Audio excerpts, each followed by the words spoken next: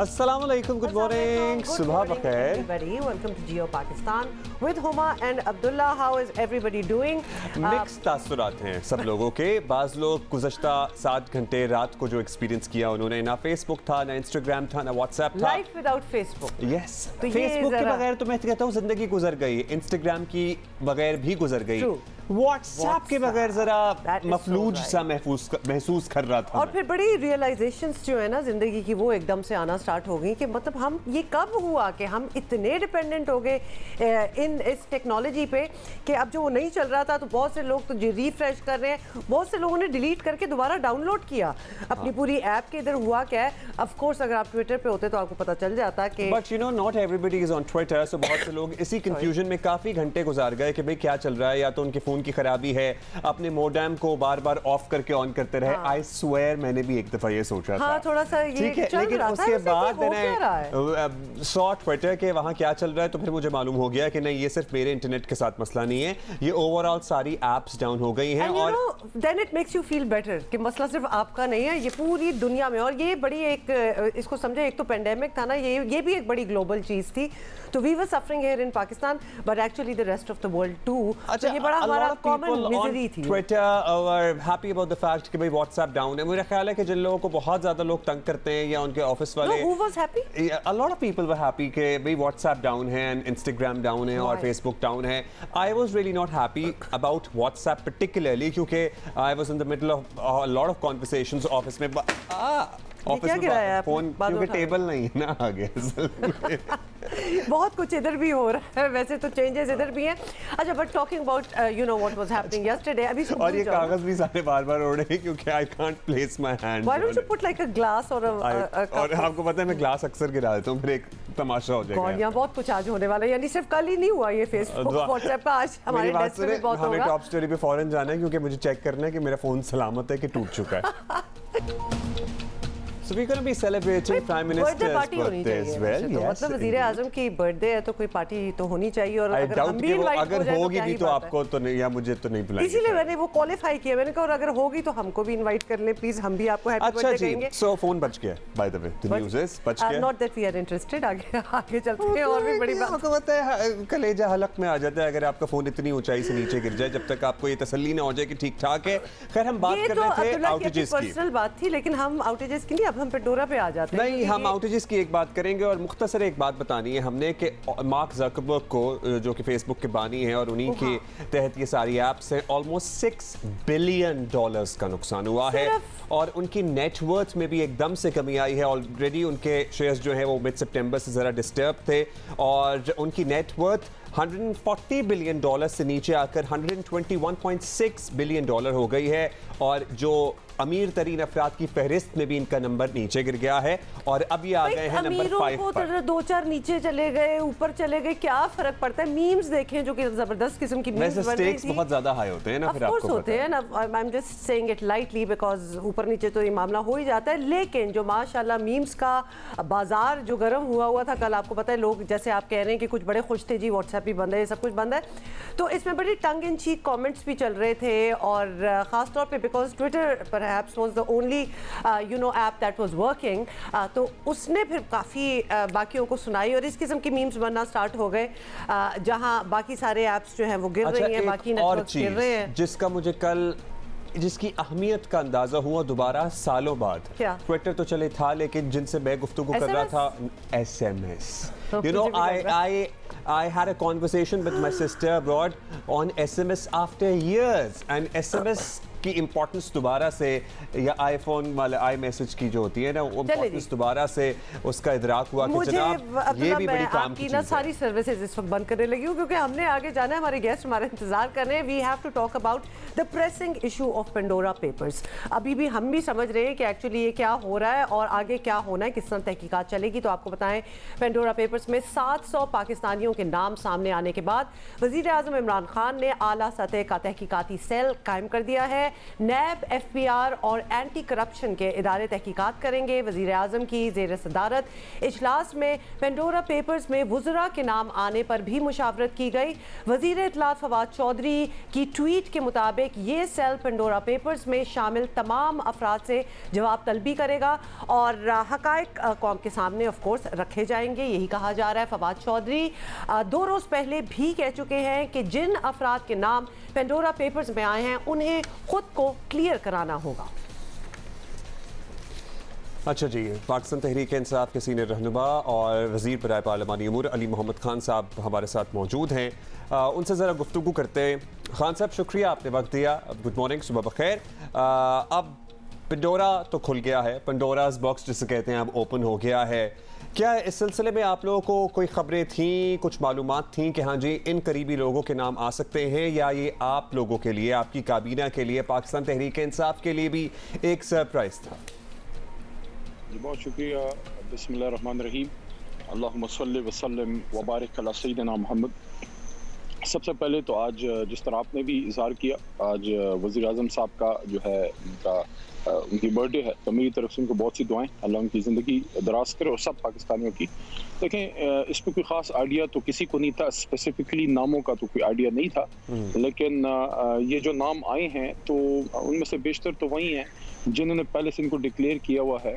तो इसमें ये देखना होगा कि असल मसला वहाँ बनता है कि अगर किसी ने अपनी ऑफशोर अकाउंट पहले से डिक्लेयर नहीं की या कोई असासा छुपाया है, जिस तरह पनामा पेपर्स में मियां नवाज शरीफ साहब का जो इशू था लंदन फ्लैट्स का, जो उन्होंने ना डिक्लेयर किए थे और ना उन्होंने उनको ना ऑफशोर कंपनी डिक्लेयर हुई थी उनके बच्चों की और ना वो फ्लैट्स की ओनरशिप, तो इनके तो यहाँ ये ऑफशोर अकाउंट्स पहले से डिक्लेयर थे। ये देखना होगा, जो कमीशन है उसने ये देखना होगा कि उसमें जो असासे वहाँ शो किए गए हैं क्या उनकी वहाँ और यहाँ मुताबिकत है, और जो बैंकिंग चैनल से पैसे गए हैं कहाँ से गए हैं और उनकी मनी ट्रेल क्या है। ये चीज़ें ऐसी इनको देखा जा सकता है। तो फिलहाल तो हमें कोई इशू ऐसा नहीं लग रहा कि कोई इनको मसला होगा जो वज़राए कराम हैं या और भी जो लोग हैं, लेकिन ये है कि अगर किसी ने डिक्लेयर नहीं किया तो उसको फिर मसला पड़ जाना है। और दूसरा ये है कि अगर तहकीकात होंगी तभी मालूम होगा कि किसका क्या कुछ डिक्लेयर था, किसका क्या नहीं था। और यही तो बात है, अगले डिक्लेयर्ड हो तो सब कुछ तो साफ साफ सामने है, अगर चीज़ छुपाई जाए तो फिर वो जरा कॉज फॉर कंसर्न होती है। ये बताइएगा कि ये तहकीकात का ऐलान तो कर दिया गया है, which is very welcome, it's a welcome message जो वज़ीर आज़म की तरफ से आया है। लेकिन वज़ीर आज़म इन द पास्ट ये भी कहते रहे कि तहकीकात तो चलती रहेगी, लेकिन जो उस ओहदे पे बैठा होता है उसको वो ओहदा छोड़ना पड़ता है। जैसे कि अब जो वज़ीरों के नाम आए हैं उनको आइडियली अकॉर्डिंग टू जब ऑपोजिशन में थे खान साहब तो यही कहते थे कि भाई पहले ओहदा छोड़ो और फिर तहकीकात होगी, तो अब भी कुछ ऐसा करेंगे या फिर इस किस्म की डिमांड होगी, या फिर ये मौक़िफ़ सिर्फ ऑपोजिशन में होने तक ही रहता है या प्रेजेंट में भी ये चलेगा? सुबह सुबह इतने अच्छे मौसम में इतने आप तंज के ये हम देख रहे हैं, आपका मौसम बड़ा अच्छा है, बल्कि आपसे भी पूछेंगे कि आप किधर हैं। पता है अली मोहम्मद खान साहब, कराची का मौसम इतना बुरा है, हमारा बिल्कुल नहीं अच्छा, इसलिए हम जरा ऐसे सवाल भी कर रहे हैं। It's the most beautiful capital in the world, तो आप इस्लामाबाद आए, बेहतरीन मौसम है और मैं सबको कहूँगा सुबह वॉक जरूर करें। अच्छा, मैं बात की तरफ आता हूँ, जो आपका सवाल बड़ा अहम है, लेकिन हर उस शख्स को ओहदे से रिजाइन करना चाहिए जो एक लेवल से आगे जाके इफेक्ट कर सकता है। जो मियाँ साहब की सिचुएशन थी वो बिल्कुल डिफरेंट थी। आपको याद होगा इवन गिलानी साहब के ज़माने में जब वज़ीर आज़म थे तो खुद वज़ीर आज़म मियाँ नवाज शरीफ का एक बयान बड़ा चलता था कि आप ओहदा छोड़ दें जब आप क्लियर होने आ जाएं। तो इसमें यह है कि प्राइम फेशी अगर कोई बर्डन ऑफ प्रूफ इन पे आता है वज़राए कराम पे या किसी भी शख्स पे जो किसी ओहदे पे है, तो प्राइम फेशी आपने शुरू में, जिसको बादी नज़र कहते हैं, बादी नज़र में आपने बर्डन ऑफ प्रूफ अगर उन पर डाल दिया फिर तो उनको छोड़ना चाहिए। लेकिन अगर बादी नज़र में उन पर बर्डन ऑफ प्रूफ नहीं है तो इनिशियल लाइबिलिटी फिक्स होने तक तो वो रह सकते हैं, लेकिन अगर इनिशियल लाइबिलिटी उन पर फिक्स होती है फिर तो अखलाकी तौर पे नहीं बैठ सकते। लेकिन फिलहाल वो इन्वेस्टिगेशन के बिल्कुल प्रिलिमिनरी स्टेजेस हैं, लेट्स सी, क्योंकि मियाँ साहब तो वज़ीर आज़म थे, उनकी सिचुएशन डिफरेंट थी, क्योंकि वज़ीर आज़म के पास बहुत तैयार होता है। एक वजीर के लिए पॉसिबल नहीं है कि FIA, नायब या किसी भी इदारे को एक लेवल से आगे जाके खुदा न खास्ता वो इफेक्ट कर सके या उन पर असरअंदाज हो सके। लेकिन लेट्स सी कि इनिशियल इन्वेस्टिगेशन में क्या आता है। और कल एक प्रोग्राम में मैं था भी, हमारे पोजीशन के एक दोस्त हमारे साथ बैठे हुए थे नून लीग से, उनको मैंने यही कहा कि हमारे और आपके बीच में फ़र्क ये है कि मियाँ साहब ने किसी इन्वेस्टिगेशन इदारे को रिस्पॉन्सिबिलिटी नहीं दी थी, इसलिए हमें सुप्रीम कोर्ट जाना पड़ा। खान साहब ने तो FIA, FBI और नैब को जो टास्क वो दिया है, नैब को फॉरवर्ड कर देंगे, फिर नैब का इख्तियार है कि उसको लेते हैं या नहीं।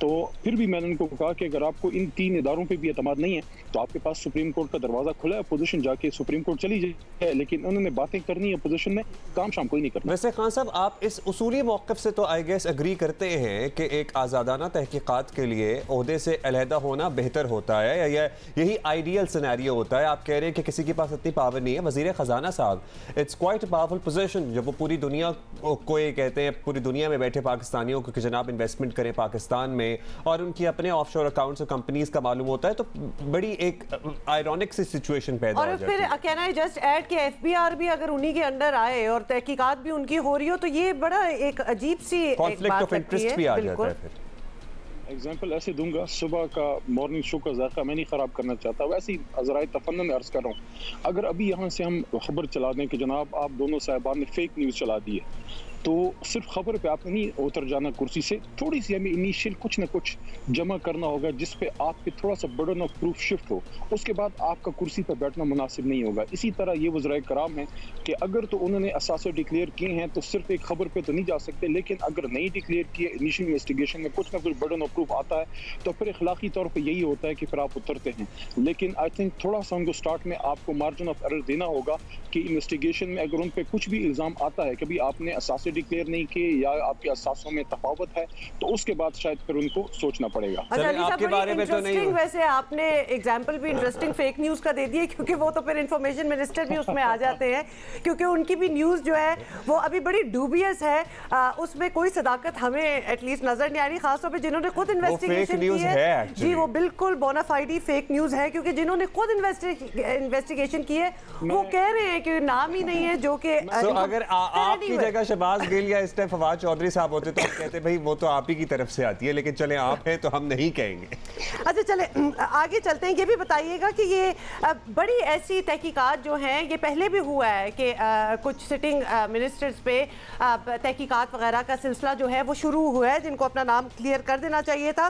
वज़ीर आज़म की तरफ से ही ये शुरू हुआ सारा मामला, लेकिन मंतकी अंजाम तक आज तक कोई इन्वेस्टिगेशन पहुंची नहीं है। तो अभी how are you going to make sure, how is the government going to make sure कि ना सिर्फ के तहकीकात हो, उसके बाद पूरा एक एंड रिजल्ट भी, जैसे कि नदीम बाबर साहब वाला मामला है, और एक दो और भी एग्जांपल्स हैं। जी, मैं बचपन में या जवानी में क्रिकेट खेला करता था, तो सुबह सुबह बड़े बाउंसर पड़ते थे। क्योंकि मैं जियो न्यूज़ पे हूँ तो मैं बाउंसर्स के लिए ऑलरेडी तैयार हूँ।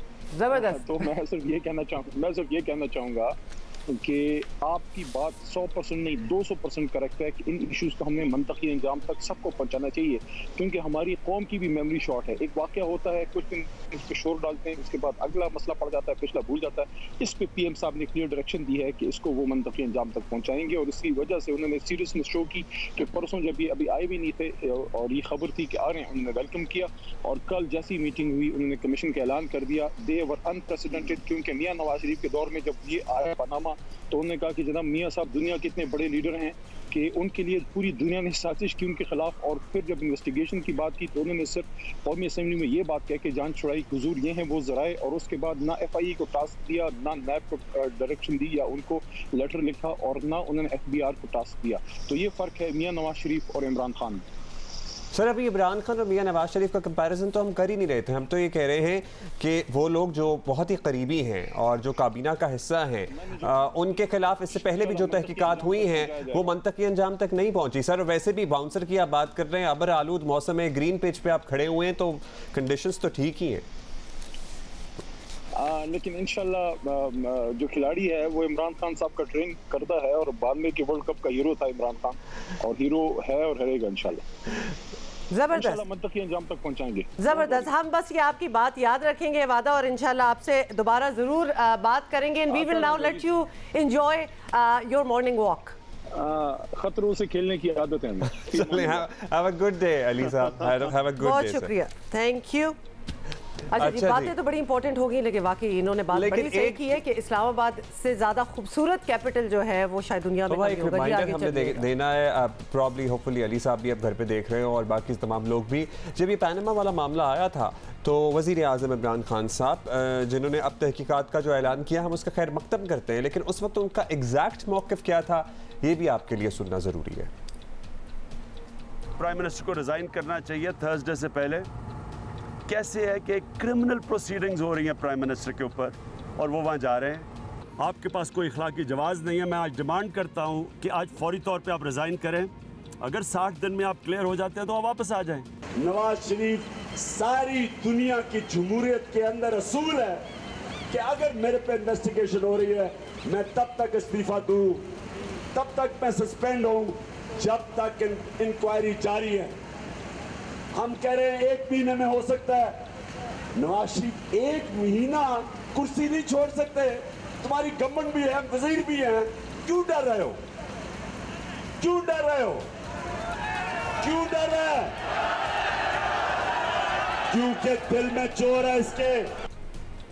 तो जिन तमाम काबीना के मेंबरान और हजरात और पाकिस्तान तहरीक इंसाफ के रहनुमाओं के नाम आए हैं, भाई आपके लीडर का ये कहना है कि क्या आप 1 महीना कुर्सी नहीं छोड़ सकते, क्योंकि उनका ये मौक़िफ़ है, इसलिए हम उनकी बात को दोहराते हुए कह रहे हैं कि क्या डर है और क्या ही बात हो कि you take the higher moral ground and leave it. आपसे कोई कहे भी ना और आप खुद छोड़ दें, क्योंकि आपको पता है कि आपके लीडर ने ही ऑलरेडी इन द पास्ट कहा हुआ है। और बाय द वे ये हमने जरा साउंड बाइट रिपीट करवाया और मुझे एकदम से याद आ गया, वो बहम नहीं है, उसमें ब्लैक एंड व्हाइट में है। इमरान खान साहब पूरी दुनिया की जमहूरियत के असूल याद कराते हुए ये कहते हैं कि जब भी कोई इन्वेस्टिगेशन होती है तो पूरी दुनिया में जमहूरियत का असूल है कि अपने ओहदे से इस्तीफा देता है इंसान। Which actually is why half the country voted for Khan साहब। तो ये वो बातें थी जो कि हमें बहुत ही अच्छी लगी थी, and it would be amazing अगर इसी बात पे बिल्कुल आगे बात बढ़ाई जाए और जिन जिन के नाम आए हैं वो उनको कहा भी ना जाए और वो खुद ही अपना जो ओहदा है, जिस तरह के खान साहब ने कहा महीने के लिए छोड़ दो, अभी तो इन्वेस्टिगेशन चल रही है, फिर वापस आ जाएंगे। Do it, prove it. और हम ये जो गुफ्तगू है खान साहब की इंशाल्लाह हम चलाते रहेंगे, हर रोज चलाएंगे। आज एक दिन मनाया जाता है, हर साल मनाया जाता है। आज दुनिया भर में वर्ल्ड टीचर्स डे मनाया जा रहा है, टीचर्स डे मनाया जा रहा है। आलमी दिन। How sweet is that. तो आप हमें फेवरेट टीचर के बारे में बता सकते हैं जियो पाकिस्तान टीवी पे लिख के कि आपके कौन से बेहतरीन टीचर्स हैं। I think the teachers after parents, और प्रॉब्ली जितना पेरेंट्स का ज़िंदगी में अहम किरदार होता है उतना ही समहाउ टीचर्स का भी अहम किरदार होता है। हम किसी बिल्कुल किताबी बातों में नहीं जाएंगे, लेकिन टीचर्स को लिटरली हमने पर्सनालिटीज़ बनाते हुए और बिगाड़ते हुए भी बिगाड़ते हुए भी आपने बड़ी अच्छी बात की है। गुड टीचर्स, जब हम टीचर्स कहते हैं तो we are talking about good teachers, and the good thing is कि शायद कुछ साल पहले तक, कुछ साल मतलब कि 2-3 डेकेड बैक तक तो आपको पता है टीचर ट्रेनिंग का कॉन्सेप्ट भी नहीं होता था, लेकिन एवर सिंस देन तो वाकई टीचर्स जो है वो कमाल के आगे हैं। क्योंकि कोई भी चीज़ जब आपने करनी होती है, कोई भी प्रोफेशनल इदारे में जब आता है तो उसको सीखना चाहिए कि उसने किस तरह वो चीज़ कंडक्ट करनी है। Same goes for teachers as well. तमाम लोग जो इस बहुत ही मोहतरम और मोतबर शोबे से वाबस्ता हैं, सलाम है आप लोगों को, and thank you everybody who has taught us ever in our life. Absolutely, thank you to all the teachers and they know who they are. आपको ये भी बताएं कि नौजवान तो भरपूर अंदाज में इस अहम मसले पर दुनिया को तवज्जो दिला रहे हैं, जिस तरह हमने देख लिया, और आइंदा नस्ल के महफूज मुस्तकबिल के लिए ताकतवर और तरक्याती मुल्कों को भी संजीदगी के साथ इस मसले का हल निकालना होगा। और कॉन्फ्रेंस में खूबसूरत बात यह है कि पाकिस्तान की नुमाइंदगी भी की गई और उसमें नुमाइंदगी करने वाली लड़की है, उनका नाम है उसवा ज़ैनब, और वो आज जियो पाकिस्तान की मेहमान हैं, तो उनसे ज़रा बात करते हैं। क्लाइमेट चेंज एक्टिविस्ट हैं, हमारे साथ मौजूद है। बहुत शुक्रिया उसवा ज़ैनब। सबसे पहले तो ये बताइए कि जो इटली में कॉन्फ्रेंस हुई है, इसका कैसा एक्सपीरियंस रहा, आपकी तरफ से क्या बात कही गई, इसके क्या पॉइंटर्स हैं, क्या कंक्लूजन निकला, शेयर कीजिए।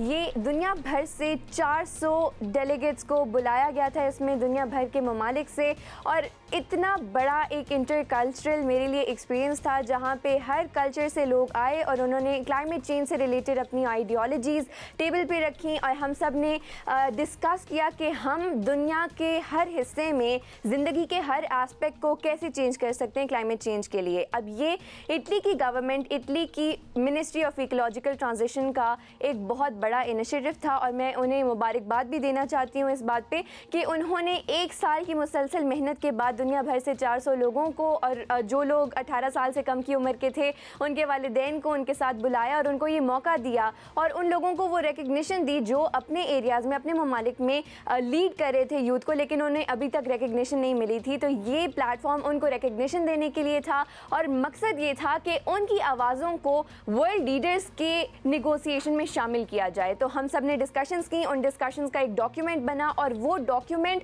COP26 यानी कॉन्फ्रेंस ऑफ पार्टीज 26 की निगोसिएशंस में अब इंक्लूड किया जाएगा। वैसे आप भी कोई ग्रेटा थनबर्ग से कम नहीं है क्योंकि यू स्पीक वेरी वेल और यकीनन आपने हमारी रिप्रेजेंटेशन पाकिस्तान की बड़ी ज़बरदस्त की होगी। अच्छा, ये ज़रूर बताइएगा कि कॉन्फ्रेंस में पाकिस्तान की नुमाइंदगी आपने की, क्या केस रखा आपने वहाँ, पाकिस्तान को बराह रास्त किन खतरात का सामना है? मैंने उनके आगे कुछ हक़ाइक़ रखे, जैसे कि आज से 40 साल के बाद तक पाकिस्तान के अंदर वाटर इनफ्लो 8% तक कम होने का इम्कान है। इसके अलावा एग्रीकल्चर 25% तक कम हो जाएगा क्लाइमेट चेंज की वजह से।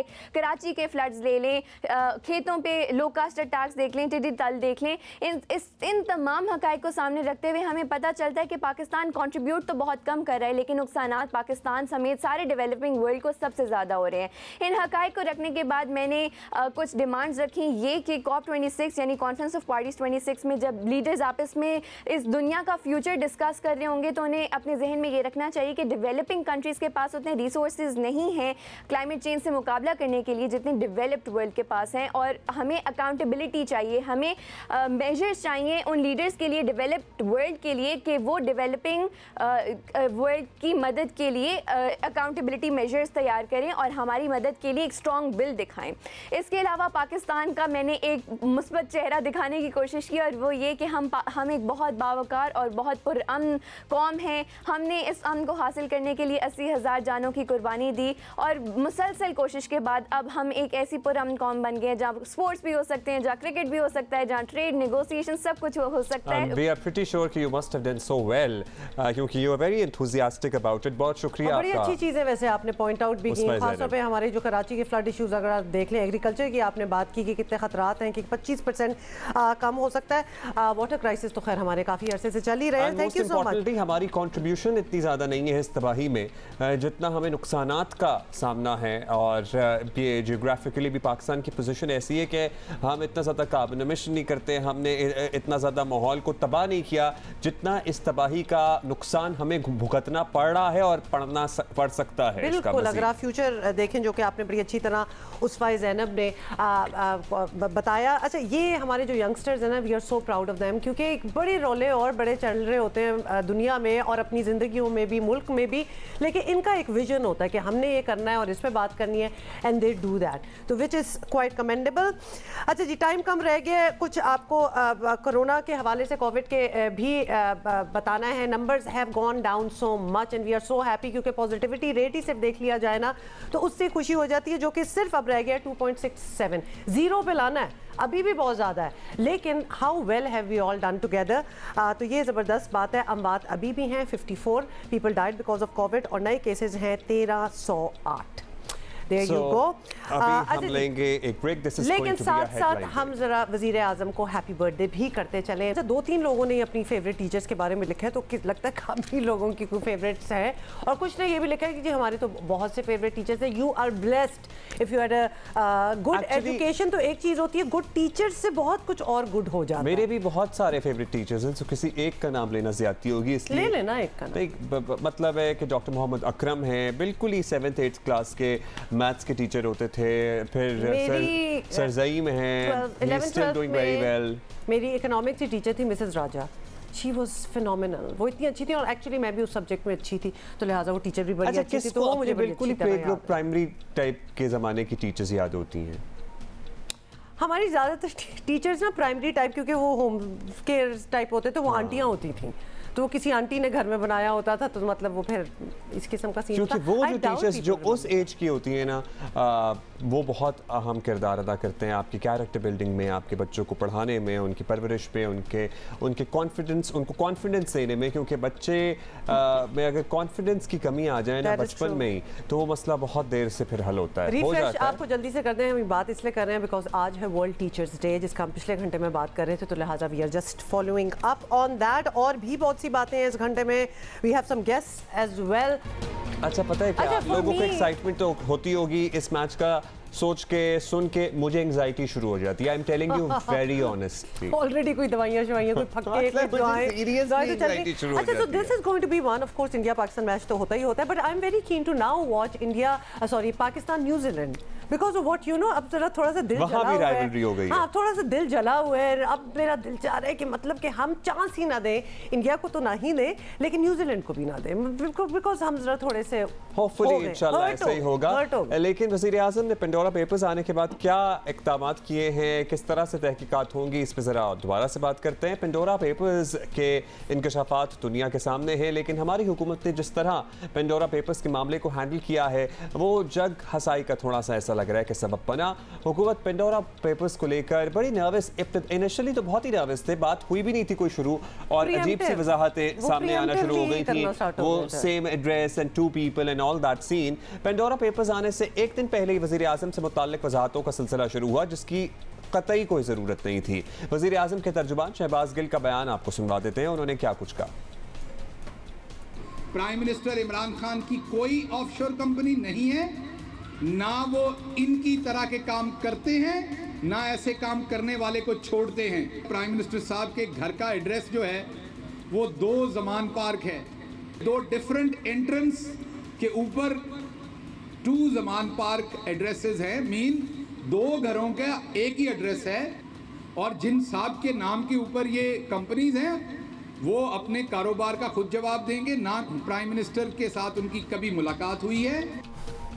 तो ये थोड़ी सी प्रीएम्प्टिव सी बातें थी, और फिर इस बयानिया को भी तकवीत दी गई कि वज़ीर आज़म सुरखरू हो गए, हालांकि वज़ीर आज़म इमरान खान का नाम पेंडोरा पेपर्स में था ही नहीं। जब नाम ही नहीं आया तो सुरखरू किस बात के हो गए। तो इंसान तब होता है उसका नाम हो, उस पे इन्वेस्टिगेशन हो, वो क्लियर हो जाए। और इनफैक्ट इससे जरा एक और बात, क्योंकि अगर आप इंस्टाग्राम पीटीआई ऑफिशियल इंस्टाग्राम देखें तो उसमें इंटरनेशनल सादिक और अमीन और बहुत बड़ी की एक हेडलाइन बनी हुई थी, he is what he was.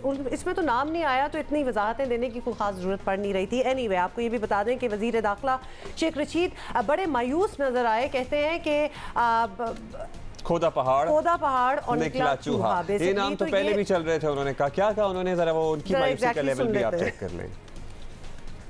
Pandora box क्या निकला, टेंट फिश या क्या, खेड़ा पहाड़, निकला चूहा, ये नाम तो पहले भी चल रहे थे। और इमरान खान के बयान देने के बाद मेरा ख्याल है उसने, इमरान खान के बयान ने सबके मुंह चुप कर दिए। उसने कहा किसी को नहीं छोड़ेंगे जो होगा। अच्छा, शहबाज गिल तो एम ही फंस गए, मतलब कि उन्होंने तो चेक भी नहीं किया, वो तो उधर बैठे हुए थे, उन्होंने कहा कि उसने कहा तो आओ मैं भी कह दूं। वो अक्सर नंबर बनाने के चक्कर में मुझसे पहले मतलब कोई ना कहे तो मैं ही कह दूं, ऑल्दो आप काफी चीजें गलत भी कह जाते होते हैं। बाजी लेने के चक्कर में फंस जाते हैं। इंटरेस्टिंगली इस फेक न्यूज का हिस्सा वजीर इत्तलात फवाद चौधरी ही थे। जब उनसे वजाहत तलब की गई थी तो उन्होंने क्या इरशाद फरमाए, सुन लें। नहीं, उनको जरूर जाना चाहिए। हो सकता है मरियम नवाज से पैसे निकलवाने का यही रास्ता है कि वो किसी के खिलाफ दावा करें और उसमें उनको जो है। बट फवाद साहब, this is very serious, is a very serious matter, specially जब वजीर इत्तलात फेक न्यूज के हवाले से बाकायदा बड़े सीरियस है कि ये नहीं होनी चाहिए। नहीं होनी चाहिए बिल्कुल, और मैं तो फेक न्यूज के खिलाफ लेजिस्लेशन लाना चाहता हूँ। आप लोग ये अपोज करते हैं। पैमरा तो मौजूद है फेक न्यूज पे कार्रवाई करने के लिए, तो पीटीवी के लिए नया कानून बनाने की जरूरत नहीं पड़ेगी आपको। एक्चुअली पैमरा का अनफॉर्चुनेटली पीटीवी तो उसके नहीं आता अलग में, लेकिन अगर वो कानून है तो 10 लाख रुपया उसका जुर्माना है। मुझे ये थोड़ी with due respect and apologies in advance, ये आप बार बार फवाद चौधरी साहब बात करते हैं कि मैं तो लाना चाहता हूँ इस पूरे फेक न्यूज़ के खिलाफ, और आप मीडिया वाले अपोज करते हैं, but do you realize what you just did? You must, क्योंकि जो इतनी बातें कर रहा हो ना कि fake news this and fake news that, और हम भी मतलब सोचना स्टार्ट हो जाते हैं ये क्या है, और फिर खुद इतनी बड़ी फेक न्यूज़ डाल दे तो फिर वो क्या जवाब रह जाता है, क्या स्टैंडिंग रह जाती है, आपकी मोरल ग्राउंड क्या रह जाती है उसी के ऊपर कमेंट करने की या उस पे इज़हार ख्याल करने की। फिर I am sorry to say, फिर we don't then want to take it seriously. फिर हंसी आती है कि मतलब इतनी बड़ी फेक न्यूज़ खुद फैला के और साथ शहबाज गिल को भी आगे लगा के और रिट्रैक्ट भी नहीं करना, माफी मांग ले, कहते हैं भाई निकल गई बात मुंह से। आप आज कुछ भी कह देंगे ना कि सॉरी गलती हो गई, हम इस बारे में दोबारा बात ही नहीं करेंगे, आगे चल पड़ेंगे, लेकिन यू आर अटल ऑन इट। अच्छा, पता है क्या इज्जत अफजाई होती है आपकी, जब आपसे कोई गलत बात हो जाए उस पर आप माजरत खाना रवैया अपना लें। अगर आप उस पर ढिठाई इख्तियार कर लें, तो फिर आई वंडर दैट आपका अपना ही मजाक कामली यू इंसिस्ट के ऐसा ही है, इट इज नॉट सो। तो please take back your words, मेरा ख्याल है बेहतरी आ जाएगी। चलिए इस पे बात कर लेते हैं। का ख्याल है कि हुकूमत ने पेंडोरा पेपर्स के मामले को जिस तरह हैंडल किया, वाज़ेह तौर पर नजर आ रहा है कि घबराहट थी, और इनिशियली लिटरली शहबाज गिल साहब की जो वजाहतें थी और वो जो सुरखरू होने का बयानिया, देखिए शहबाज शरीफ वाला मामला जो अभी इंग्लैंड में हुआ था, और उसमें उन्होंने कहा था जी इसमें तो उनका नाम ही नहीं था, उनके बेटे से जुड़ा ये सारा मामला था, तो उसमें वो जिस चीज़ में वो इन्वॉल्व ही नहीं थे या उन पर क्वेश्चन ही नहीं था, तो वो कैसे सुरखरू हो गए। यही मौक़िफ़ था ना आपका। तो फिर यहाँ वज़ीर आज़म के सुरखरू होने वाला मामला कैसा मुख्तलिफ है? मुनीफ फारूक हमारे साथ हैं, सीनियर तजज़ियाकार हैं और लीगल मैटर्स पे बड़ी नज़र है। लेट्स टॉक टू हैं। मुनीफ प्लीज़ ये बताइएगा, पेंडोरा पेपर्स आने से एक दिन पहले ही वज़ीर आज़म से मुतालिक वजाहतें जो थी वो देने का सिलसिला शुरू हो चुका था, और फिर पेपर्स आने से चंद घंटे पहले से ही सोशल मीडिया पर जारहाना अंदाज अपनाया, और फिर ऑफकोर्स फेक न्यूज़ वाला इशू तो सब ऑब्वियसली सामने ही है। तो आप समझते हैं कि इस मामले को हुकूमती टीम ने टोटली मिसहैंडल किया? मेरा नहीं ख्याल कि इतना ज़रूरत थी हुकूमती जमात को प्रीएम्प्ट करने की और वजाहतें देने की। बहुत सारी चीज़ें आ जाती हैं अब, क्योंकि ये इमरान खान साहब के दौर में आया है, और अभी तक बादियों नज़र में कोई इमरान खान साहब का नाम भी नहीं है इसके अंदर डायरेक्टली, लेकिन जो वजाहतें दी गई हैं मेरे ख्याल में दे वर अनकॉल्ड फॉर। लेकिन एक प्रॉब्लम जो कि इस हुकूमत के साथ या इस जमात के साथ अलाइंड है वो ये है कि they are too quick to jump to the conclusions, और फौरी तौर पर इल्ज़ामात लगा दिए जाते हैं। अब जैसे सरकारी टीवी को देखकर टिकर्स चल पड़े फिर मुख्तलिफ टीवी चैनल्स के ऊपर, और सो मच सो के जो वज़ीर इत्तलात हैं जनाब फवाद चौधरी साहब, उन्होंने भी इसका जिक्र कर दिया, और उन्होंने कहा जी कि ये वाकई जी ऐसा है और ये भी पता चलेगा, हमने सारी डिटेल्स नहीं देखी। जबकि उमर चीमा साहब जो कि रूह रवां हैं पाकिस्तान की तरफ से, और फ़खर दुरानी साहब, उन्होंने बड़ा कैटेगोरिकली ये कहा कि ऐसा कोई जिक्र या नाम नहीं है, और ये वो लोग हैं जो करियर इन्वेस्टिगेटिव जर्नलिस्ट्स हैं। तो फौरी तौर पर ये बातें सामने आ गई और इसके हवाले से बात की गई। तो मेरे ख़्याल में थोड़ा सा जिसे कहा जाता है ना कि पाकिस्तान तहरीक इंसाफ की, वो अंग्रेज़ी में एक लफ्ज़ होता है कॉमनली इस्तेमाल किया जाता है कि वो एक फ्रेज़ है, ट्रिगर हैप्पी नेचर है इनकी, फौरी तौर पर इस्तेमाल कर देते हैं जो अपने हाथ में इनके ट्रिगर होता है। मेरे ख्याल में इन तमाम एक्शन की ज़रूरत नहीं थी, हुकूमत को ज़रा कंपोजर का मुजाहरा करना चाहिए था। तो चूँकि हम एक्शन की बात कर ही रहे हैं तो हुकूमती शख्सियात कह रही हैं कि वज़ीर आज़म सुरखरू हो गए।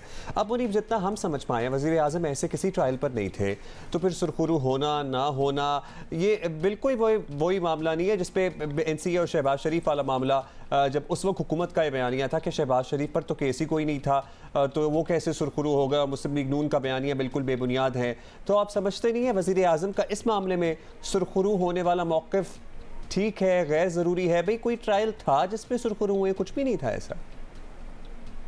देखिए वज़ीर आज़म सुरखरू तब होंगे जब सबसे पहले तो मॉरली, क्योंकि ये वो स्टैंडर्ड है जो कि जनाब इमरान खान ने सेट किया जब वो हुकूमत में नहीं थे, कि जब इखलाकी तौर पर उन शख्सियात पर जिन पर कोई हर्फ आ जाता है, उनके हवाले से कोई रेवलेशन होती है, वो इखलाकी तौर पर अपने ओहदों से अलहदा हो जाएं। क्योंकि वज़ीर आज़म इमरान खान जब अपोजिशन में थे तो उनका मेयार यही था कि वो दूसरे ममालिक की मिसाल देते थे। ट्वीट्स भी मौजूद हैं जिसमें वे फरमाते थे कि फ़लाने मुल्क के मिनिस्टर के ऊपर पैनामा लीक्स पे इल्ज़ाम आया, कोई इंक्वायरी की ज़रूरत ही नहीं थी, वो अलहदा हो गया, क्योंकि वो मॉरल अथॉरिटी उसकी चली गई थी। इमरान खान साहब उस वक्त की हुकूमत के बारे में भी ये कहते थे कि भाई आप अपने ओहदे से अलहदा हों, आपके नीचे कैसे इन्वेस्टिगेशन हो सकती है इम्पार्शियल। और फिर जो हुआ वो माजी का एक तारीख का हिस्सा है। सुप्रीम कोर्ट के अंडर एक फिर केस चला, JIT बनी। इसी तरह मेरे ख्याल में इमरान खान साहब तब सुरखरू होंगे कि बहसीत मुल्क के वज़ीर आज़म उनकी काबीना के लोगों के अगर कोई मामलात ऐसे निकले हैं तो वो उन लोगों को मुअज़्ज़ज़ मेंबरान को कहें कि आप स्टेप डाउन करें, इन्वेस्टिगेशन हो जाए, आप अगर कुछ आपके ख़िलाफ़ नहीं है तो आप अपने अहदों पर वापस आ जाएं। इमरान खान साहब को या पाकिस्तान तहरीक इंसाफ को जो चीज़ मैं समझता हूँ कन्फ्रंट करती है या अलाउ मी टू से हॉन्ट करती है, वो उनके अपने बनाए हुए स्टैंडर्ड्स हैं जो कि माजी में उन्होंने बनाए, अब वो उनके सामने हैं and they are dangling in front of them. And Munib, you are very right, and if you can take this a step forward, ये पूरा जो उनका काबीना ओवरड्राइव में आ गई और प्रीएम्प्टिवली बहुत सी बातें करना था, व्हाट वर दे थिंकिंग, मतलब व्हाट वर दे थिंकिंग कि क्या नाम आ जाएगा तो हम ऑलरेडी से स्टार्ट हो जाए, और फिर इतना lack of faith that you were actually thinking कि आ जाएगा, वरना आपकी वजाहतों का मतलब बनता क्या है। बट एनीवे छोड़ दें, ज़रा आगे बात चलते हैं। ये बताएं कि अब इन 2-2.5 दिनों में हुकूमत जो कर रही है वो तो कर ही रही है, ऑपोजिशन की जानिब से कहीं कुछ खास नज़र आ नहीं रहा, खास तौर पर सामने खुसरो बख्तियार, शौकत तरीन, ऐसे बड़े बड़े वाज़े टारगेट मौजूद हैं, तब भी ऐसा सन्नाटा नजर आ रहा है। तो आपको ऑपोजिशन की ये सियासत समझ आ रही है? एक्चुअली ऐसा लगता है कि वाहिद ऑपोजिशन इमरान खान साहब के अपने सेट किए हुए स्टैंडर्ड और बयानात हैं, ऑपोजिशन तो अभी कुछ कर नहीं रही है, उस तरह तो बड़े इजी चल रहे हैं। इस ऑपोजिशन का तो ये हाल है कि ये तो कोई नैरेटिव नहीं बना पाई, ये तो इमरान खान साहब के ख़िलाफ़ कोई एक पॉपुलर मूवमेंट तक नहीं चला पाई, लेट अलोन कि इमरान खान साहब की हुकूमत को कोई धचका देती या गिरा सकती। तो इस मौके को भी अगर ये तहरीक इंसाफ की हुकूमत को कमज़ोर करने के लिए नहीं इस्तेमाल करती पाकिस्तान पीपल्स पार्टी या पाकिस्तान मुस्लिम लीग नून, तो देन इन्हें सीरियसली सोचना पड़ेगा, क्योंकि वो एक मूवमेंट ही थी जिसने बखिए उतेड़ दिए थे मियां नवाज शरीफ साहब की हुकूमत के। बिल्कुल बैकफुट पे चली गई थी मियां नवाज शरीफ साहब की हुकूमत 2016 के जब पैनामा लीक्स आया, उसके बाद आधा 2016, 2017 पूरा और 18 तक PMLN के पास गवर्न करने के लिए तो कुछ बचा ही नहीं था, क्योंकि वो जो सारा नैरेटिव था वो इमरान खान साहब ने अपने हाथों में ले लिया था और काबू में ले लिया था, और उन्होंने बड़ी कामयाब तहरीक चलाई और फिर जो हुआ वो तारीख का हिस्सा है। इस हुकूमत को जाहिर बात है, क्योंकि एक फ़र्क ये है कि यहाँ इमरान खान साहब पर डायरेक्टली कोई इल्ज़ाम नहीं है, ना ही वो किसी केस के अंदर इन्वॉल्व है, लेकिन उनकी काबीना के मेंबरान के नाम तो आए हैं। अगर स्टैंडर्ड वही है जो इमरान खान साहब ने उस वक्त सेट किया था, तो अपोजिशन को चाहिए कि इस मौके का इस्तेमाल करे। अब अपोजिशन करती है या नहीं करती, ये उनकी सियासत है, लेकिन I think it's too early to say anything. A lot depends कि आने वाले दिनों के अंदर क्या होता है, और अगर उस कमीशन का जो कि या उस इंस्पेक्शन सेल का जो कि इमरान खान साहब ने तश्कील दिया है, अगर तो ये कमेटी या इंस्पेक्शन सेल इंक्वायरी करती है, क्या अपोजिशन इसके ऊपर ही फ्रॉम द डे वन एहतजाज करती है और इसको रिजेक्ट करती है और इसके ऊपर सियासत कर पाती है। बहुत शुक्रिया मुनीफ फारूक। और वज़ीर आज़म के सुरखरू होने की बात आप कर रहे थे और हम भी कर रहे थे, इनफैक्ट PTI खुद कर रही है। वज़ीर आज़म एक्चुअली कब सुरखरू होंगे, ये हम आपको दोबारा से एक छोटा सा रिमाइंडर देना चाहते हैं।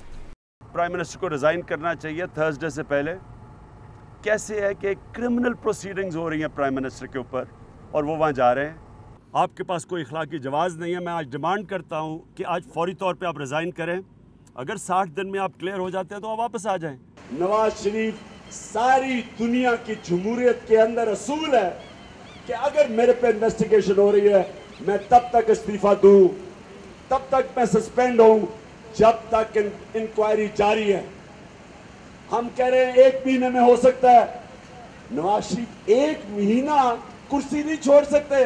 तुम्हारी गवर्नमेंट भी है, वजीर भी हैं, क्यों डर रहे हो? क्यों डर रहे हो? क्यों डर रहे हैं? क्योंकि दिल में चोर है इसके। तो फिर क्या ही वजह है कि 1 महीने के लिए ये वज़रा अपनी वजारतें छोड़ने के लिए तैयार नहीं? 100% इस क्लिप में जो खान साहब कह रहे हैं वो सही कह रहे हैं। We totally agree with him और ऐसा ही होना चाहिए, तो ऐसा होना चाहिए। अच्छा जी, अभी हम आगे बढ़ेंगे और ज़िंदगी आसान बनाने की ज़रा बात करते हैं। मारूफ ऑनलाइन ट्रांसपोर्ट सर्विस एयरलिफ्ट सारिफीन की ज़िंदगी आसान बनाने के लिए एक बहुत ही ब्रिलियंट आइडिया लेकर आई है। और क्या इनकी प्रॉम्प्ट सर्विस है। Online grocery store application airlift express पर गोश्त, सब्जी, इलेक्ट्रॉनिक्स के सामान, दवाइयाँ, हर चीज़ सिर्फ एक क्लिक पर आप 24 घंटे मंगवा सकते हैं घर बैठे बगैर किसी डिलीवरी चार्जेस के। और टाइम बड़ा इंपॉर्टेंट होता है ना आजकल, आपको पता है इस तरह की सर्विस में, और टाइम है सिर्फ 30 मिनट। नहीं किया है actually and it really worked well. So Karachi, Lahore, Islamabad समेत 9 शहरों में एयरलिफ्ट की ऑनलाइन ग्रॉसरी सर्विस घर बैठे सारिफीन इससे मुस्तफीद हो रहे हैं। और Ali Mehdi GM product and analytics Airlift हमारे साथ मौजूद हैं। बहुत शुक्रिया अली साहब, कैसे हैं? Hopefully you doing well. पिछले दिनों बड़ी खबरें थी भाई, बड़ा ज़बरदस्त फंडिंग और कैपिटल भी जनरेट हो रहा है। So airlift initially when we spoke about airlift a year or so back, transport से मुताल्लिक हमने बात की। So when did this idea come? ये कोरोना की वजह से और पब्लिक ट्रांसपोर्ट सारा निज़ाम ठप हो गया, तो फिर आप लोगों ने सोचा कि जनाब ज़रा डाइवर्सिफाई करते हैं बिजनेस को, या पहले से पाइपलाइन में था? Thank you so much, Islam. ये actually it's as we see in a lot of internet-based on-demand companies जो हैं similar to Careem, like a lot of these consumer companies expand to other areas, different areas में expand करती हैं जैसे transportation, logistics. So what हमने जो realize किया when Corona pandemic started spreading was that at that time in March 20 when it was safest for people लोगों का कि वो घर में रहें और वो बाहर जाके अपनी सेहत का रिस्क ना बनाएं, ग्रोसरी और ज़रूरी अशिया लेने जाना की मजबूरी की बिना पे उनको अपने घर से रिस्क लेना पड़ता था टू सुपर मार्केट जहाँ बहुत रश होता था एंड लंबी क्यूज़ होती थी and was a lot of inconvenience and a lot of वहाँ से काफ़ी डिजीज़ पैदा होते थे. तो we realize that even from in addition business opportunity के अलावा just from solving a big problem for our customers and actually एक ऐसा मसला जो कि उनकी एक्चुअली हेल्थ के लिए बेहतर था. सो दैट्स जब हमें रियलाइज़ हुआ कि we should offer a service जो कि अगर लोग खुद घर से बाहर नहीं जा सकते तो उनकी जो तमाम ज़रूरी अशिया की चीज़ें हैं जिसमें ग्रोसरी आ जाती हैं, इलेक्ट्रॉनिक्स आ जाती हैं, मेडिसिन आ जाती हैं एंड घर की सारी ज़रूरी अशिया जो आती हैं वो उनके घर तक आ जाएँ एंड उनके घर तक जो हमारी जो नीयत थी वो ये थी कि वो इससे पहले कि वो खुद जाए घर से बाहर निकलें और चीज़ें लेकर आएँ, हम आधे घंटे के अंदर उनसे उनके जाने से पहले वो चीज़ें घर खुद आ दें. ये एक्चुअली मैं आपको इधर रोकूंगी क्योंकि आधे घंटे वाली बात जो की है ना आपने, मतलब दिस कैन बी बिल्कुल एक विनिंग आपकी ये बात हो सकती है, but how do you make sure about the आधा घंटा बिट, बिकॉज आई नो कि आप लोगों की services all over the country हैं, बहुत ही मुश्किल हो जाता है, we know our traffic situations as well. तो क्या ड्रोन्स यूज़ कर रहे हैं, किस तरह मेक श्योर करेंगे कि ये 30 मिनट्स के अंदर काम हो जाए? ड्रोन इंशाल्लाह हमारा प्लान ज़रूर है कि फ्यूचर में ज़रूर इस्तेमाल करें, बट वो फिर हम यूज़ करेंगे ताकि आपको 30 से भी 10 मिनट्स में आ जाएं. But at this time we have like thousands of very hard working, very reliable riders on motorbikes who are जो बहुत अहम किरदार अदा करते हैं हमारे कस्टमर्स को सर्व करने में. एंड हमारे पास हज़ारों की तादाद में अब हो गए हैं all over 9 cities.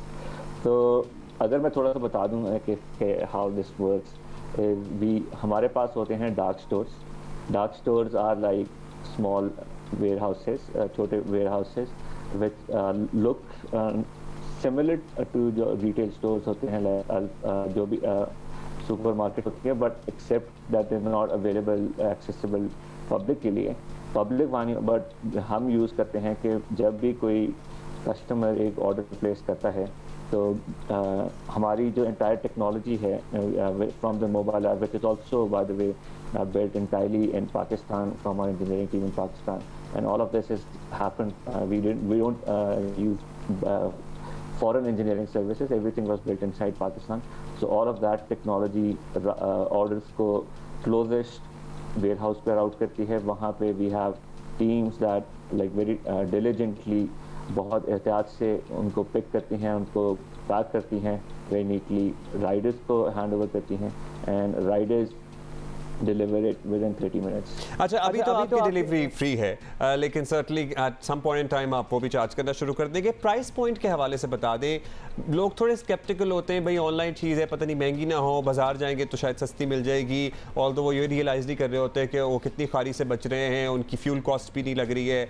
So price point क्या कंपेटिटिव प्राइसेस हैं, मतलब एक आटे का थैला, एक चावल की बोरी फिर या 2 किलो चीनी का थैला उतने में ही मुझे अपने मोहल्ले वाली दुकान में भी मिलेगा और आप भी उतने में ही पहुंचाएंगे या थोड़ा सा प्रीमियम चार्ज कर रहे हैं? नहीं, एक्चुअली हम बहुत कंपेरेटिव प्राइस करते हैं. Even I will say on some items जो आपके मोहल्ले की जो दुकान है उससे भी शायद सस्ते हों टुवर्ड्स जो लार्ज रिटेलर्स या जो बड़े रिटेलर्स होते हैं जो बल्क में ख़रीदते हैं सप्लायर्स और बल्क में बेचते हैं. तो हमारी भी विजन यही है कि हम बल्क में for all over the city suppliers, wholesalers, manufacturers से लें, बट उनको फिर सेल भी उसी रेट पे करें जो रेट्स आपको मिलते हैं उन स्टोर्स में जो कि अली मेहदी सॉरी आप हमारे साथ हैं और हम फ़ायदा ज़रूर उठाएंगे, खासतौर पे हमारे व्यूअर्स जो हमें देख रहे हैं. कुछ हमारे लिए डिस्काउंट दें, कुछ प्रोमो कोड कुछ आप बताएं जो ख़ास तौर पे जियो पाकिस्तान के व्यूअर्स जो हैं वो कर सकते हैं अवेल. बिल्कुल, डेफिनेटली बहुत शुक्रिया हमें यहाँ लाने का। इसी आपके और आपके व्यूअर्स के लिए वी हैव हमारे बहुत स्पेशल प्रोमो कोड है। The promo code is GEO5, the number 5, GEO number 5, and this will give a 5% discount to everyone who is watching this live, and हम उनको encourage करते हैं कि अभी वो अपनी ऐप डाउनलोड करें। सुबह का टाइम है, जो भी उनको चीज़ें चाहिए आज के लिए या आगे के मंथ का स्टार्ट है, मंथ की ग्रोसरी के लिए इवन लाइक उसको उस पर ये प्रोमो कोड यूज़ करें, एंड हमारी बहुत खुशी होगी उनको सर्व करने के लिए। जबरदस्त। ये आज सारा दिन के लिए ना प्रोमो कोड, ये ना 1 घंटे 2 घंटे वाली कहानी ना कीजिएगा प्लीज। नहीं, बिल्कुल ये आज सारा दिन के लिए। Wonderful, thank you Ali Mehdi, thank you भाई। एयरलिफ्ट के लिए एक बड़ी ज़बरदस्त बात हमें लगती है कि these are all the youngsters जो पाकिस्तानी हैं, पाकिस्तान का टैलेंट है, और क्या ज़बरदस्त इन्होंने काम किया। This is airlift express, this is airlift express, हम बात कर रहे हैं। अली मेहदी हमारे साथ थे, उस्मान गुल हैं, शहरियार हैं, they are very hard working team, and the rest of their team members as well. You just need to download their app और GEO5 GEO5 और 5% आपको ऑफ मिलेगा, एंड वी लव इट। हमें बहुत ही अच्छी लगती है बात जब हमारे गेस्ट आए और हमारे व्यूअर्स के लिए कोई इस किस्म का तोहफा दे। 5 न्यूमेरिकल है, नंबर 5। हाँ, GEO और 5 तो आप 5 लिख ही देना। डू दैट, हम आपको टाइम दे रहे हैं। खबर हमारे पास ये है कि बलूचिस्तान में पिछले 3 हफ्तों से जारी सियासी बहरान मजीद एक्चुअली शिद्दत इख्तियार करके आए, और अपोजिशन अरकान के साथ साथ खुद पार्टी अरकान भी वज़ीर आला बलूचिस्तान से नाराज़ है। अपोजिशन की जानिब से जमा कराई गई तहरीक अदम एतमाद पर अब तक तो इजलास नहीं बुलाया जा सका, लेकिन BAP के नाराज़ अरकान भी वज़ीर आला से नाराज़गी ख़त्म करते दिखाई नहीं देते हैं। जाम कमाल ने पार्टी के नाराज़ अरकान को मनाने के लिए राब्ते तेज़ कर दिए हैं। उधर चेयरमैन सेनेट सादिक संजरानी और स्पीकर बलोचिस्तान असेंबली अब्दुल कुद्दूस बजिंजो के दरमियान मुलाकात भी हुई है, सुनिए ज़रा। जो दोस्त नाराज हैं उनकी नाराजगी को दूर किया जाए, उनको मनाया जा सके, तो इस सिलसिले में मसलियाती committee constitution chairman senate Mir Sadiq Sanjrani साहब की क़यादत में, जिसमें हमारे फेडरल गवर्नमेंट का जो हमारा रैप है वो उसमें शामिल, हमारे पार्टी के मरकजी अहदेदार, सेनेटर, MNA, उस रिकॉन्सिलिएशन जो कमेटी है उसके मेंबर्स हैं, वो हमारे दोस्तों से मुख्तलिफ मराइल में इंगेज होते रहे, हमारे सूबाई वज़रा इंगेज होते रहे, और वज़ीर आला बलूचिस्तान जाम कमाल साहब परसों रात से खुद अब तक 6 से 7 हमारे ऐसे नाराज दोस्त हैं, हमारे बहन हैं, हमारे भाई हैं, उनके पास उनके घर तशरीफ ले गए। अच्छा जी, ये तो आपने सुन लिया। हमें ज्वाइन करें नुमाइंदा GEO न्यूज़ नदीम कौसर। नदीम, समझने की बात है और आप हमें समझा सकते हैं, बलूचिस्तान की सियासत में कुछ सुकूत होता है, स्टैंड स्टिल हो जाता है, और फिर चंद दिनों बाद ऐसा माहौल बन जाता है कि वज़ीर आला की खुद की कुर्सी ही ख़तरे में आ जाती है। तो इस पर ऐसा क्या हुआ है, और क्या अपोजिशन जोर लगा रही है या हुकूमत के अंदर से कुछ गड़बड़ है? जी, बलूचिस्तान में जब भी मखलूत हुकूमत रही हैं उनको जो है मुश्किल का सामना करना पड़ा है। उनमें से बाज़ हुकूमतें इन्हीं मुश्किल के बायस जो है वो ख़त्म हो गई, और कुछ ने वक्त जब अपना पूरा किया लेकिन उन्हें काफ़ी मुश्किल का सामना करना पड़ा। इसी तरह की सेम सूरत हाल, ऐसे ही सूरत हाल का सामना जो है जाम कमाल को भी का भी सामना है। वो उनको अपोजिशन से ज़्यादा ख़तरा नहीं है, क्योंकि अपोजिशन के अरकान 23 हैं। 65 के ऐवान में 23 अरकान जो है वो अदम एतमाद कामयाब करने की पोजीशन में नहीं है, लेकिन जाम कमाल की अपनी पार्टी बलूचिस्तान अवामी पार्टी से जो 16 अरकान सामने आए हैं और वो उनकी मुखालफत कर रहे हैं। इसकी वजह से जो है जाम कमाल को काफ़ी मुश्किलात का सामना करना पड़ रहा है। अगरचे उन्होंने अपने अरकान को मनाने की कोशिश की है, लेकिन अभी तक वो इसमें कामयाब नहीं हो सके हैं। और जो अगले 48 घंटे हैं, जिसमें एक डेडलाइन दी गई थी 15 दिन की उनको, कि उसमें वो मना सकते हैं तो अपने अरकान को मना लें, लेकिन अभी तक उनको वाज़ेह कामयाबी उसमें नहीं हासिल हो सकी है। तो अगले 48 घंटे जो है उनकी हुकूमत के लिए बहुत अच्छा। हम देखते रहे हैं कि वज़ीर आला जाम कमाल खुद मीटिंग्स करते रहे हैं, बड़े बड़े डिनर वगैरह भी किए, और सबसे मुलाकातें भी हुई हैं। नाराज़ दोस्त उनकी बात क्यों नहीं मान रहे? फिर क्या वजूहात आपको नज़र आती हैं इसमें? पिछले 2 महीने में जब से जो बलूचिस्तान का बजट पेश हुआ है उसके बाद, और उसमें जो अपोजिशन के साथ जो कुछ हुआ उसके बाद से जाम कमाल साहब को मुश्किलात का सामना करना पड़ना शुरू हुआ, और वो उनके जो अपने इत्तेहादी थे वो भी उनसे कुछ नाला नज़र आए। लेकिन सबसे ज़्यादा जो नाला हैं वो स्पीकर अब्दुल कुद्दूस बजिंजो हैं, जो उनकी सबसे ज़्यादा मुखालफत कर रहे हैं। जाम साहब ने मुख्तलिफ मीटिंगें भी की, डिनर्स भी किए, लेकिन जो है वो जो इख्तिलाफ़ है वो ख़त्म होने में नहीं आ रहा। और जाम साहब ने अब तक जो है वो इस इख्तिलाफ़ को दूर करने के लिए वाज़ेह कोशिशें भी नहीं की थी।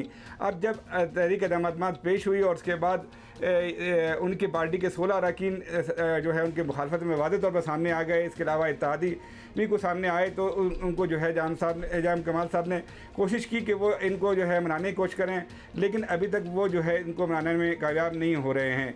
और उसकी वजह जो है मैं समझता हूँ कि वो अब्दुल कुद्दूस ब्रिंजो हैं जिनके साथ उनके जो अरकान हैं, जो नाराज़ अरकान कहलाते हैं, उन्होंने कुछ ओके जी नदीम कौसर, बिल्कुल बात समझ आ गई, बहुत शुक्रिया आपने समझाया भी और चंद घंटे एज एन 48 घंटे 24 घंटे पड़े हमें, लेट्स सी क्या होता है। लेकिन अभी हम जरा एक और अहम मामले पे बात करेंगे। बहुत अहम है भाई, सब छोड़ दें, सब कुछ छोड़ दें। ये सबसे बड़ा क्रिकेट मैच इस साल का, क्रिकेटिंग आपको पता है दुनिया में क्रिकेट का इससे बड़ा मुकाबला नहीं होता हमारे है लिए, पूरी दुनिया के लिए actually I think. Well, you know, it's the biggest competition. Yeah, but like we have India Pakistan matches, फिर England Australia matches, I think it's bigger than that. हाँ, it's bigger than that. 24 अक्टूबर को पाकिस्तान और भारत के दरमियान ये टाकरा होने जा रहा है, पाक भारत टाकरा, और वो भी T20 वर्ल्ड कप का है, तो लाखों करोड़ों लोगों की सर्टनली इस पे नज़र जमी है और 70% ग्राउंड कैपेसिटी के साथ लोग ये मैच देखने आ सकते हैं। और इम्पॉर्टेंट बात ये है, वैसे not that we didn't expect it, सारे टिकट फॉरन बिक। तो असल बात तो ये है कि अभी टिकट शुरू ही हुए थे जी, इतवार की रात को फरोख्त के लिए पेश किए गए, जो कि पीर की सुबह तक